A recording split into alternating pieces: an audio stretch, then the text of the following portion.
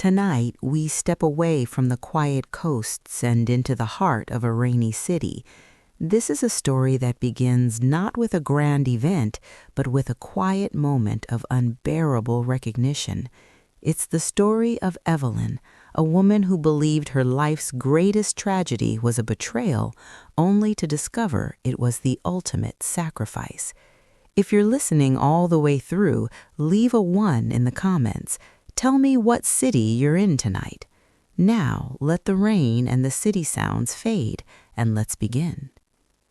The rain in the city had a way of making everything look softer, blurring the hard edges of glass and steel. Evelyn Mercer pulled her wool coat tighter, clutching a leather folder from her lawyer's office against her chest. At 67, her life had settled into a quiet, predictable rhythm of solitude. The deep wounds from her husband Thaddeus's abandonment 20 years ago had scabbed over, leaving behind a dull, permanent ache and a well-defended heart. She was cutting through the service alley behind the financial district, a shortcut she'd taken 100 times, when a figure caught her eye. A man, hunched and skeletal, was rummaging through an overflowing dumpster behind a sleek bistro. His movements were slow, deliberate, a study in exhaustion. He dragged a sodden sack, dropping aluminum cans into it with a hollow, tinny clatter. Evelyn instinctively averted her gaze, a practiced urban reflex. But something, a tilt of the head, the slope of the shoulders under the ragged coat, made her blood slow in her veins. She stopped.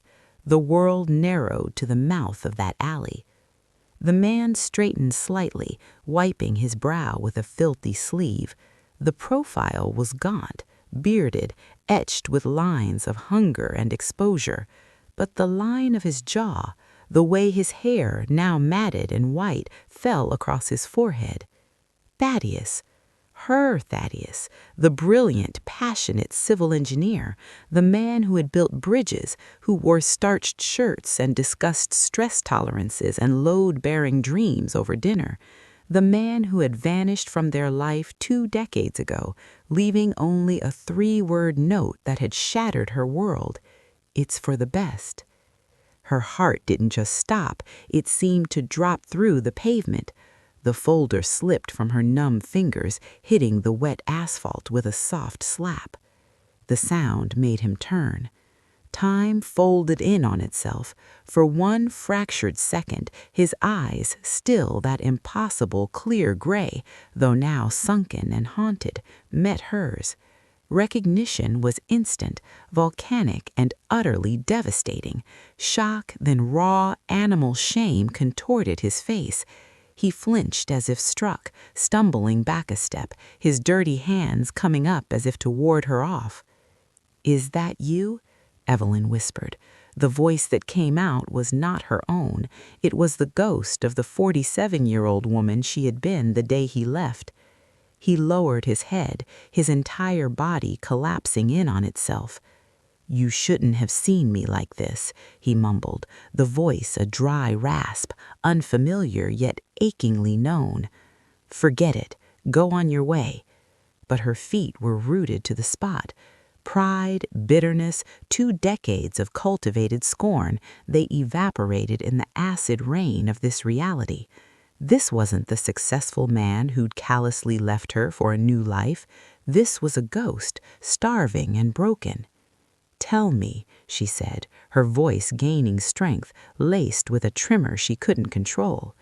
"Why are you living like this, after everything? I need to know." He looked around the alley, a furtive, hunted glance. "You should never have seen me again," he whispered hoarsely. "I did everything so you wouldn't have to carry this." "Carry what?" she demanded, taking a step forward. The smell of unwashed clothes, damp concrete, and despair hit her. "With what did you do all this, Thaddeus?" He looked up then, and the tears that welled in his eyes weren't from the rain. They held a lifetime of unspeakable sorrow. When he spoke, the sentence cleaved her world in two. "It was to save you." The air left her lungs, her vision tunneled. She saw his knees buckle before he did, lunging forward just as he collapsed. He was terrifyingly light in her arms as she lowered him to the filthy ground, his head lolling against her coat.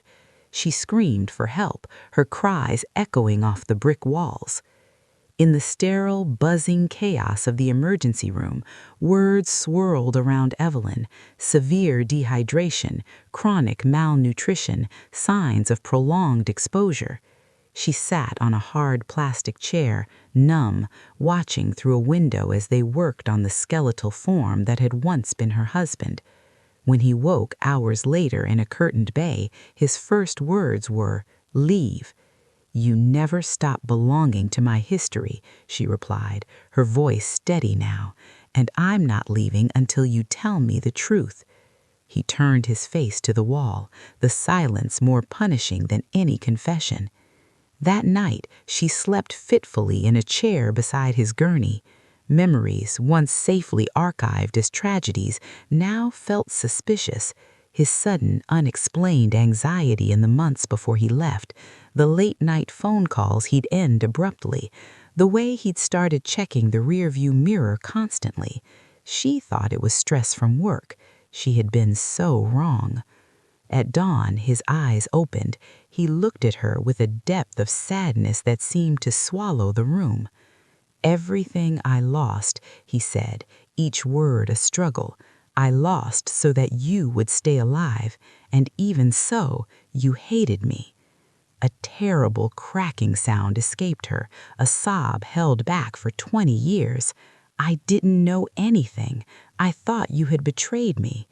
A single tear traced a clean path through the grime still on his cheek. "That," he whispered, "was what I needed you to believe." In that instant, the foundation of Evelyn's life, the narrative of abandonment, of selfishness, of her own victimhood, crumbled to dust. Her resentment hadn't been built on betrayal, but on a meticulously constructed lie. His misery wasn't misfortune, it was a calculated, horrific sacrifice. She reached out, slowly, and covered his bony hand with hers. "Rest," she said. "This time you are not alone." Thaddeus drifted in and out of a fevered sleep for days. Evelyn became a fixture in his hospital room, a silent sentinel. The staff grew accustomed to her. They'd seen her kind before, the dutiful relative. They had no idea she was guarding the only man who knew why her life had been destroyed. When he was lucid, the story emerged in jagged, painful fragments. It began with the Centurion Project, a massive public infrastructure contract, a new transit hub. Thaddeus was the lead engineer. He discovered the discrepancies first: inflated materials invoices, payments to shell companies, subcontractors that didn't exist. Millions were being siphoned. He went to his superiors. They told him to be a team player. He threatened to go to the inspectors. "That's when they brought you into the room," Thaddeus said, his eyes fixed on the acoustic tile ceiling. "Not a threat, a presentation. Photographs of you leaving our building, getting into your car, grocery shopping, timetables of your daily routine. They had a file on you thicker than the project specs." Evelyn felt a cold that had nothing to do with the hospital air. "They said it would be a tragedy," he continued, his voice flat. "A gas leak in our old building, a mugging gone wrong, a single vehicle accident on a rainy night. They had scenarios. They were clinical about it. His choice was binary: become the fall guy, take the public blame for the fraud he'd discovered, vanish and become a disgraced pariah, or attend her funeral." "So you chose to ruin yourself," Evelyn breathed. "I chose to let you live," he corrected. "The ruin was just the set dressing. I signed the confessions. I let them drain our accounts, foreclose on the house. It had to look authentic, a man on the run with embezzled funds. The debt they piled in your name, that was to keep you struggling, to make you too busy surviving to go looking for me. And the hate," he finally looked at her, The hate was the most important part. If you mourned me, you might dig. If you hated me, you'd be glad I was gone. The sheer, monstrous architecture of it stole her breath. For 20 years, her rage had been the keystone holding up the edifice of her safety. "And the box?" she asked. He'd mentioned it in a moment of delirium, a metal box. His gaze sharpened. "The old workshop, behind the false wall in the foundation. It has the originals, the real contracts, the bank transfers, the memos, the photographs they used to threaten me. Everything." "Why keep it?" "Insurance," he said, a ghost of his old shrewdness in his eyes. "In case they ever decided the loose end, you, wasn't worth keeping alive even with me gone. It was my only chip left." Evelyn left the hospital with a new purpose, one that burned away the last of her passivity. The old workshop was a decaying husk in an industrial zone slated for redevelopment. She found the false cinder block, pried it loose with trembling, freezing hands. The metal box was there, heavier than she expected. Inside was not just a story, but a weapon.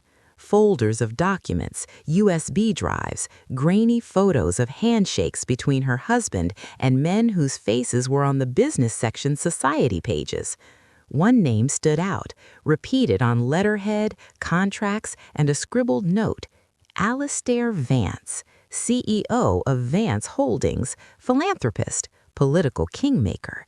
She took the box to a safety deposit box in a different city. Then she made her first move. She reached out to a retired investigative journalist, Leo, a man known for being dogged and untouchable, having survived 2 attempts at his career. Their meeting in a dusty library archive was tense. She showed him a single page, a transfer of funds from a city infrastructure account to a Vance Holdings subsidiary. Leo's aged eyes widened. "This is the Centurion leak," he murmured. "They never found the money." They weren't looking in the right place, and they were looking at the wrong man. As Leo began his quiet, methodical cross-referencing, the enemy stirred. A man in a suit was asking about patient records at the hospital. A dark sedan idled outside Evelyn's apartment building for hours. The pressure was subtle, a silent tightening of a vice. Thaddeus, growing weaker, gripped her hand during a visit. "They know I've surfaced. They know I've talked. Now they have to assume you know. The rules have changed." "Let them come," Evelyn said, a ferocity in her voice that surprised even her. "I've been living in their war for 20 years without a weapon. Now I have one." Leo, working with a trusted prosecutor from the state's organized crime unit, built the case like a bomb. They moved in absolute secrecy. Evelyn became a ghost, moving between safe houses, visiting Thaddeus under covered identities. The first raid was on a Vance Holdings accounting firm in the middle of the night. The server seized contained a digital map of the entire scheme. The arrests began not with Vance, but with the middlemen, the lawyers, the accountants, the city officials on the take.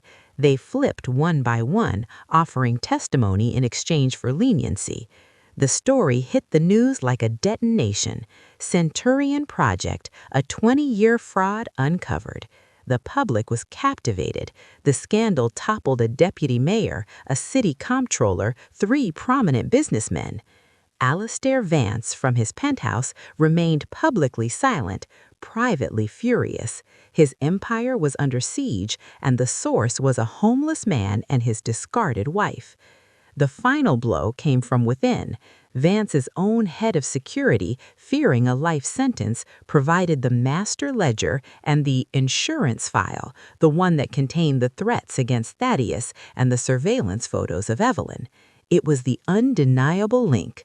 The day the warrant was issued for Alistair Vance's arrest, Evelyn was sitting by Thaddeus's bed.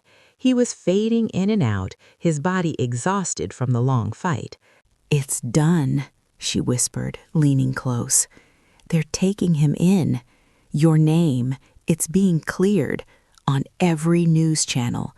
They're calling you a whistleblower, a victim." Thaddeus's eyes fluttered open. He didn't seem to care about the news. He looked only at her. "You're safe?" he rasped. "I'm safe," she said, tears finally falling freely. "Because of you."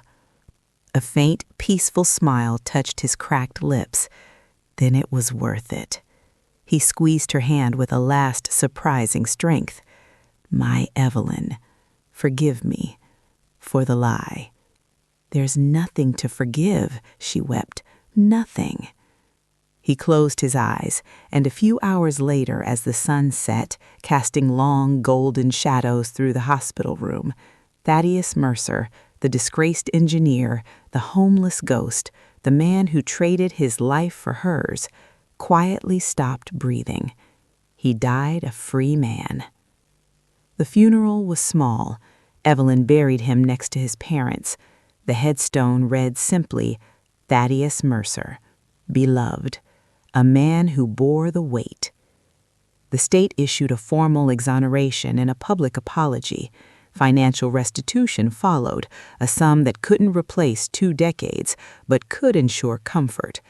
Evelyn donated a large portion to shelters and addiction services, a quiet tribute to the invisible people like the man Thaddeus had been forced to become. One afternoon, months later, a plain envelope arrived. No return address. Inside was a single expensive note card. On it, in precise handwriting, was one sentence. "He won, a rare thing. Do not make us regret it." It was not a threat, but an acknowledgement, a declaration of a costly, uneasy truce. She burned it in her kitchen sink. Today, Evelyn lives in a small, sun-filled cottage by the sea, far from the city's rain and memories. The ghost in the alley is gone. The furious, betrayed widow is gone.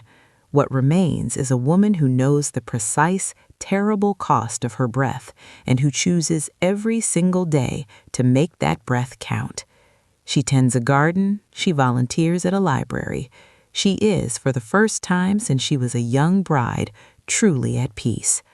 The love she thought had abandoned her had, in fact, surrounded her like a fortress for 20 silent years. And now, finally, she gets to live in the safety he built, not with walls of stone, but with walls of ruin and lies. Her story isn't about vengeance. It's about the shocking, redeeming power of a truth that arrives too late, yet just in time to heal a shattered soul. Evelyn's journey reminds us that the most profound truths are often hidden in the darkest places, in a dumpster, in a lie, in a sacrifice too terrible to comprehend until the very end. It's a story that asks, how many silent battles are being fought for us by people we believe have left us behind? If this tale of hidden love and ultimate sacrifice held you tonight, leave a 1 below. Your likes help these stories find others who need to hear them.